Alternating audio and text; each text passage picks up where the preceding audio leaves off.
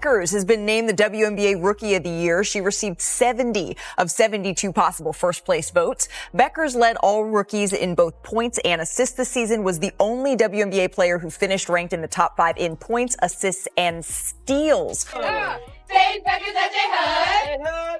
Shooting bucket, she's the one. Bet on the last person you thought you'd see on this cool spirit tunnel. But I'm here to present you with the 2025 Kia WNBA Rookie of the Year Award. Wow. Congratulations. Thank you so much. Okay, so the WNBA seriously wants us to believe that Paige Bueckers winning Rookie of the Year is some kind of historic, earth-shattering moment, but are we really buying this? The news that you are WNBA Rookie of the Year, Paige Bueckers. My goodness, she'll be checking some of them boxes. She checked some of them boxes. By the way, it was not ununanimous. It was not. Sonia Citron actually got some votes. And we'll look at that in a second. Well, let's look at it now. Hell, why not? Let's look at it now. Right here, Paige Bueckers wins Rookie of the Year. Sonia Citron got 2 votes. Should have been more than that. Here's where it gets crazy. She won about 10 games. Yeah, you heard that right, 10. That's the big accomplishment? And yet you've got Commissioner Engelbert out here rolling cameras, gushing like this is some kind of coronation. Seriously, do fans actually buy this whole narrative, or are we just supposed to blindly clap along? But that's not really the story here. The story is the difference in how the WNBA has decided to deliver this news and present this versus the fact that I don't remember them doing much of anything for Caitlin Clark. But let's just start with the obvious, okay? Caitlin Clark. Last year, she didn't just walk into the league. She literally put the Indiana Fever on her shoulders and dragged them into the playoffs. We're talking playoffs. A team that hadn't even sniffed the postseason in like forever suddenly looked competent, and the only difference, the one single variable, was Caitlin Clark. Engelbert made a very special trip to the Jennifer Hudson show to surprise Paige Bueckers with the Rookie of the Year award. This was a super adorable moment. I love this for Paige, very happy for her. And I want to preface this video by saying this is the way that these things should be done, and I don't want to take anything away from Paige in her moment. I only bring this up because last year, this is how Caitlin found out that she was Rookie of the Year. Via a call on speakerphone where Kathy asks, "Is the whole team here, and is Caitlin Clark in the room?" Not even a FaceTime. Here's the video. Congratulations, Caitlin. You are the 2024 Kia WNBA Rookie of the Year. On top of that, the WNBA had already leaked the news that Caitlin was going to get Rookie of the Year just a few days before that. She wasn't just a Rookie of the Year, she was the undeniable lifeline of the entire WNBA, carrying the league on her back. So how? Tell me. How did the league honor her? They gave her a phone call, not a press conference, not some specialette, not a stage with lights and music. Literally just a call, like, "Hey Caitlin, congrats, you're Rookie of the Year, good luck next year." Click. That was it. No Jennifer Hudson show. No big behind-the-scenes production. No commissioner running around with a trophy pretending this was a groundbreaking moment. Just a quick, almost disrespectful dial-tone awards ceremony. Caitlin Clark, the Indiana Fever, made the WNBA playoffs last year, correct? Am I going crazy? Now look, that would have had to have been a result of Caitlin Clark joining the team, because I'm almost certain Aaliyah Boston and Kelsey Mitchell were on the team prior to that. So they made the playoffs last year. Paige Bueckers won exactly how many games this year? Did she win 10 games? I think she won 10.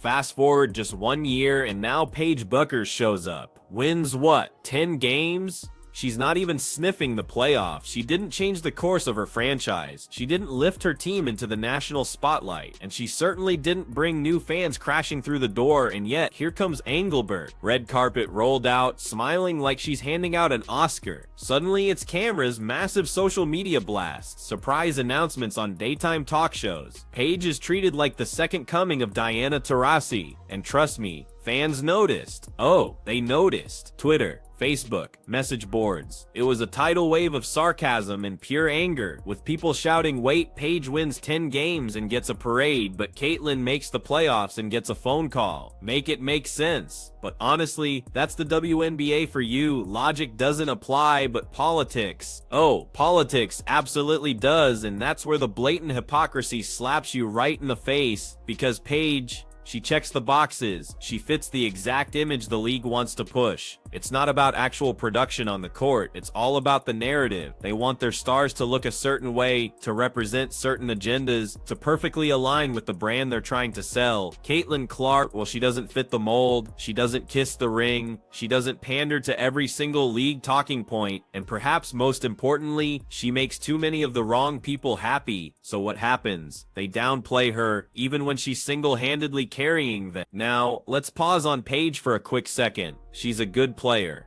okay? Nobody is out here saying she's trash. She absolutely has potential. She's got talent, and she may very well turn into a solid star for years to come. But Rookie of the Year with 10 wins, that is a record low bar, period. Normally, awards like this come with at least a storyline of impact. Did the rookie make the team better? Did they move the needle? Did they actually matter in the standings? In Paige's case, sadly, none of that applies. And yet, here we are. And it's not just the award itself, it's the delivery. The Jennifer Hudson show? Really? No disrespect, but was that honestly supposed to be the big stage moment? It felt like the WNBA just picked the first daytime host with an open slot and said, yeah, that'll do, but you know what? At least they did something. Caitlin Clark never got even that. She never got a live camera moment. She never got the big grin from Engelbert. She never got the league hyping her up like she was the savior, even though, newsflash, let's not forget, Caitlin Clark is in her second year now, and she's still the one selling out arenas, still the one breaking ratings records, still the one kids line up to see. Meanwhile, Paige is barely getting her feet wet, but she's crowned like a queen. If that doesn't scream favoritism, what in the world does? And get this, fans are now openly calling Engelbert the worst commissioner in sports. Honestly, how do you even argue against that at this point?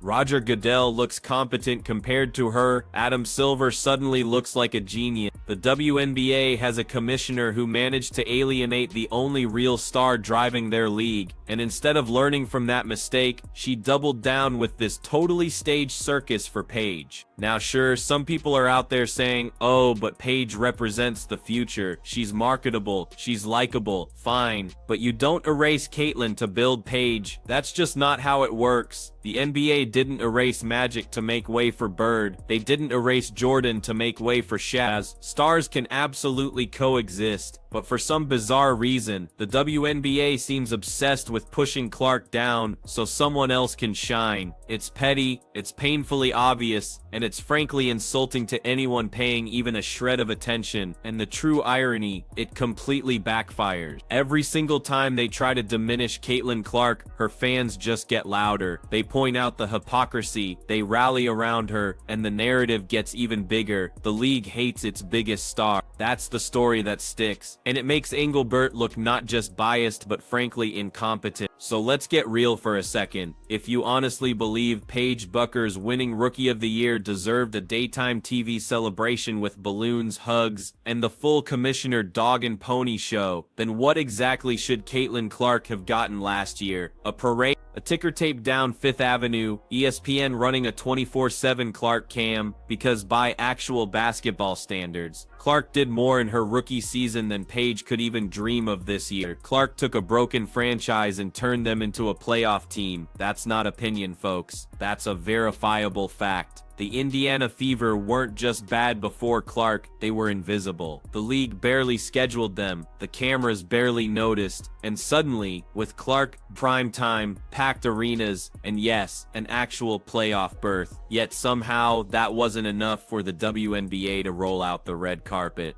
She got a phone call, just a phone call. Now fast forward, Paige puts up a season that barely cracks double-digit wins, and we're supposed to throw confetti. Let's call it what it is. This isn't about performance, it's about politics.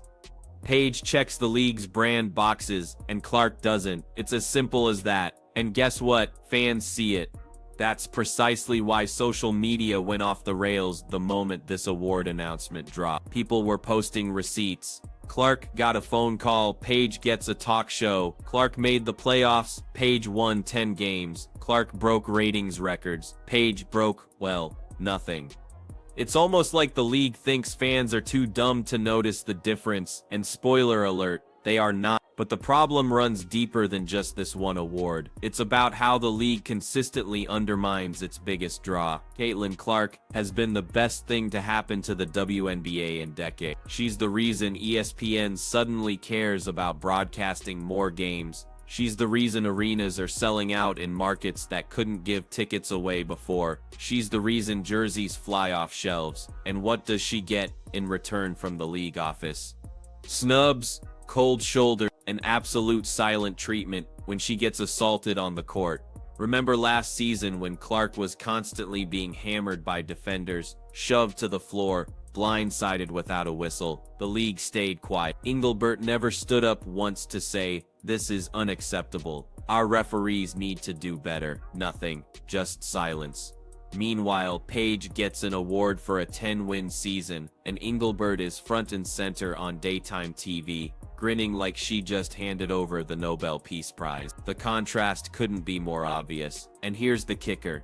This doesn't even help Paige. That's the truly funny part. Because now every single conversation about her Rookie of the Year award comes with a massive asterisk. Fans aren't talking about her stats or her highlights. They're talking about how the league completely manufactured this moment. It looks forced, and frankly, it makes Paige look like a prop in Engelbert's desperate PR play. She didn't ask for that, but that's what she got. And instead of celebrating Paige for what she did accomplish, now the story is all about what Clark didn't get. That's on the league, not the players. And let's not forget the pure cringe factor. The Jennifer Hudson show. Real? Look, no disrespect to Jennifer Hudson, she's talented. She's famous, but does anyone actually think that's the right platform for this kind of announcement? When the NBA does award presentations, it's a polished primetime moment with genuine gravity. When the WNBA does it, it looks like a skit on daytime TV. Music playing, commissioner awkwardly walking out, Paige looking half shocked, half confused. It's not history, it's pure unadulterated cringe. Now some defenders of the league will try to say, well, maybe they just learned from last year and decided to make it bigger this time. Nice try, but absolutely not. If that were true, they would have admitted last year's treatment of Clark was wrong. They didn't. They doubled down. They acted like Clark wasn't worth the investment, but Paige suddenly is. That's not learning, that's blatant favoritism. And speaking of Engelbert, let's talk about her title as the worst commissioner in sports. Because honestly, that crown was hard to steal. You've got Roger Goodell, who's been booed at every NFL draft for a decade. You've got Adam Silver, who somehow managed to make NBA officiating look like professional wrestling. Yet somehow Engelbert outdid them both. That takes a special kind of talent. She took a league that finally had momentum, thanks entirely to Clark, and instead of amplifying it, she smothered it. She alienated the one player who made the WNBA matter nationally. That's not just bad management. That's straight up self-sabotage. And fans know the chants on Twitter aren't just congrats Paige. They're resign Engelbert and worst commissioner in sports, with fans openly saying the WNBA is a joke. That's the reputation she's built, and no flashy award show can possibly fix that. Now let's zoom out for a second. In sports history, when has this ever worked? When has ignoring your biggest star in favor of a preferred narrative ever grown a league? Spoiler, it has. The NBA didn't hide Jordan in the 90s because he didn't fit a box. They didn't bury Shaq because he was too loud. They leaned into their stars because guess what? Stars sell. The WNBA, meanwhile, seems utterly allergic to its biggest star. They'd rather sideline Clark than admit she's the fundamental reason they're even still afloat. And what's the ultimate cost? Fans are checking out, viewers are frustrated, even media people who aren't hardcore Clark superfans are scratching their heads because it's so blindingly obvious. 10 wins shouldn't get you a crown. 10 wins shouldn't get you a commissioner, grinning on daytime TV. 10 wins should get you good rookie season. Let's see what's next. That's it. Instead, the WNBA turned Paige's award into a political statement, and that's precisely why fans are fuming. Here's the crazy irony though. The league wanted to build up Paige with this moment. Instead, they built up Caitlin Clark even more because now all anyone can talk about is how Clark was treated like garbage last year. In comparison, every clip of Paige's award show comes with comments dragging the league for snubbing Clark. Every highlight reel gets ratioed with Clark did more. Every fan conversation turns straight back to Caitlin. Engelbert tried to play kingmaker, and all she did was remind everyone who the real star is.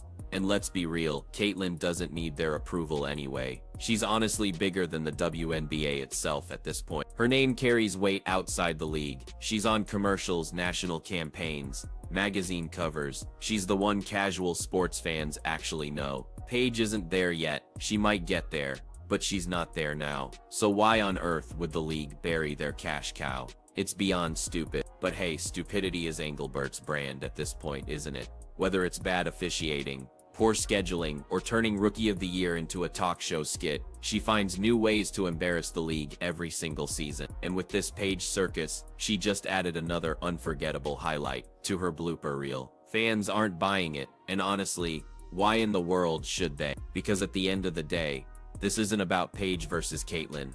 This is about a commissioner who absolutely refuses to treat her best player fairly. And fans see right through it. They know Clark earned more than a phone call. They know 10 wins shouldn't get a daytime TV coronation. They know bias when they see it, and they're calling it out louder than ever before.